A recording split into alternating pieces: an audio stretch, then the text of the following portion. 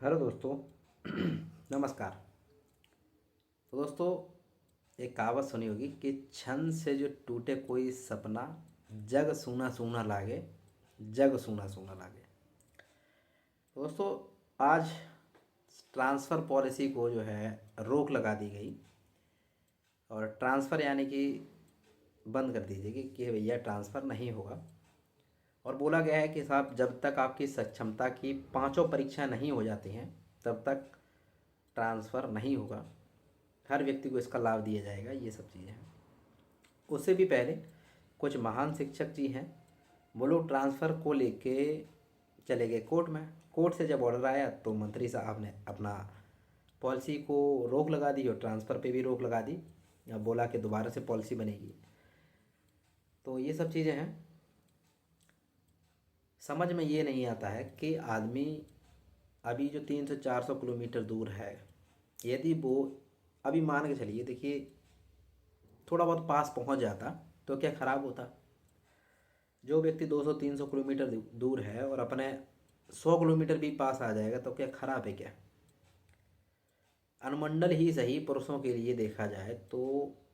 और ये कहीं ना कहीं लोग वो हैं जो खुद पढ़ाते नहीं हैं स्कूलों में।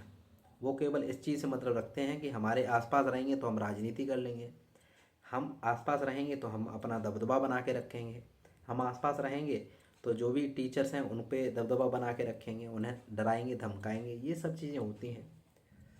अरे जो व्यक्ति जहाँ पे भी मिले नौकरी आज ही टाइम पे। और दूसरी चीज़, जिसको समस्या है वो मत करवाइए, वो अपने उसी विद्यालय में बने रहिए, क्या ही दिक्कत है। लेकिन नहीं, इन्हें पूरा जो है पहले दिन से ही, जिस दिन से पॉलिसी आई है तब से कुछ ऐसे असामाजिक तत्व हैं, वो इसी चीज़ से चिढ़े हुए हैं। स्पेशली फॉर कि भैया बीपीएससी टीचर वालों का प्रोबेशन पीरियड में ट्रांसफ़र क्यों हो रहा है।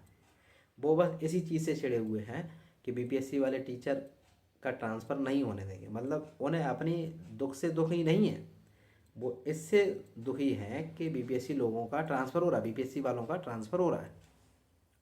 ये सबसे बड़ा फैक्टर हो गया। इन्हें पढ़ाना वढ़ाना कुछ नहीं होता, केवल बस ये कोर्ट चले जाएं, वहाँ कोर्ट चले जाएं। बात वो नहीं है कि देखिए ट्रांसफ़र हो तब भी ठीक है, ना हो तब भी ठीक है। हम लोग तो जैसे हैं भैया वैसा पढ़ा ही रहे हैं और अपना कहीं ना कहीं बेस्ट देंगे, आगे चल के भी जहाँ पे भी जाएंगे बेस्ट देंगे, सीधी सी बात है। लेकिन ये है कि जब सरकार ने मन बनाया था, वैसे भी ये बिहार है, समय से काम नहीं होता है। अब देखिएगा आप कब कब तक आपको ट्रांसफ़र देखने को मिले। मिनिमम की बात कर रहा हूँ मैं, मिनिमम ऐसे मान लीजिए कि भैया कि जब तक अभी दो परीक्षाएं और होनी है, तीसरी का रिजल्ट आना है या फिर तीसरी होनी है, मिनिमम मान के चलिए 6 से 7 महीने ये नॉर्मली खिंच गया। उसका रिजल्ट विजल्ट ये सब चीज़ें आएंगी, उनका बाद जो है तब तक उधर क्या है, इलेक्शन भाई आ जाएगा। इलेक्शन कराने के बाद उसमें भी हम लोगों को ही कराना है। इलेक्शन ड्यूटी तो हम लोगों की लगी, शिक्षक लोगों की।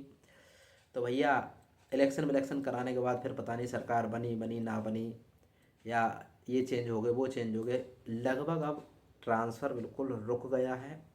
कोई भी व्यक्ति ट्रांसफ़र नहीं करवा सकता, ऐसे मान लीजिए।